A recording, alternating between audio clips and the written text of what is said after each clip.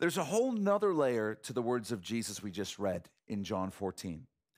In the Greek model of prophecy, which is the model that we're most familiar with in the modern Western world, prophecy is based on prediction and fulfillment.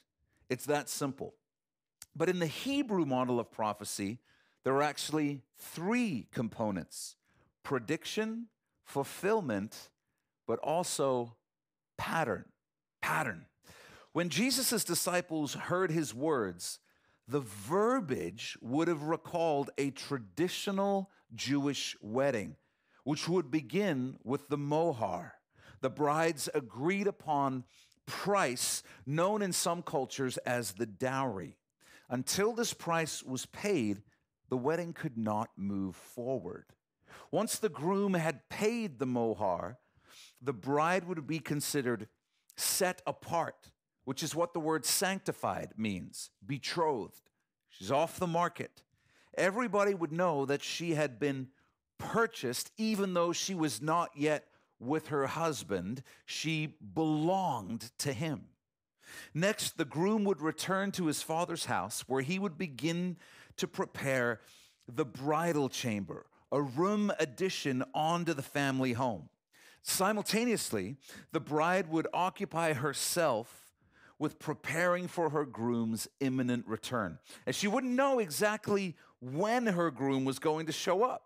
It was a bit of a game in which she had to keep herself ready, and he would do his best to surprise her. And even though a modern bride would murder her future husband for surprising her like this, both the bride and groom enjoyed this game back then for some reason.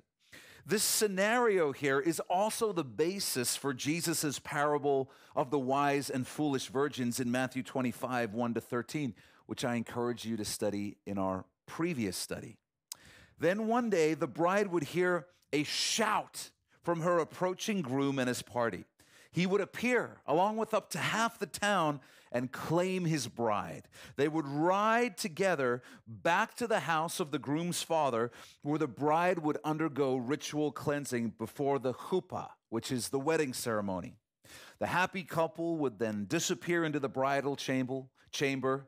Everyone would scatter and give them privacy, and then return later that same day to celebrate their marriage supper, which would last for 7 days.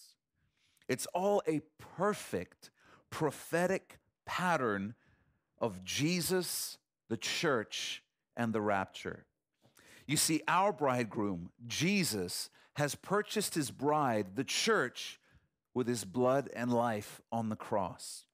Because our price has been paid, Jesus has made us sanctified, set apart, and reserved to be the eternal bride of Christ in the future. Jesus has returned to his Father's house in heaven to prepare a place for us. While he does that, the church is to occupy herself by preparing for his return. That means studying his word and learning how we can be the most beautiful bride possible for our King. Even though we don't know exactly when our groom will return, we do know that it could happen at any time. Jesus is going to come and collect his bride, his church, and he's going to take us back to his Father's house, to heaven. Before our wedding ceremony can take place, we will need to undergo ritual cleansing in the form of translation, where we will receive new, resurrected, sinless, perfect bodies. And our ritual cleansing may also include the judgment of our works to determine rewards, not salvation. We will then come together with Jesus for what's known as the marriage supper of the Lamb, a celebration made up of every tribe, tongue, and nation. How long does a traditional Jewish marriage supper last? 7 days. How long will the church be in heaven with Jesus while the tribulation takes place on the earth? We'll soon discover that the answer is 7 years.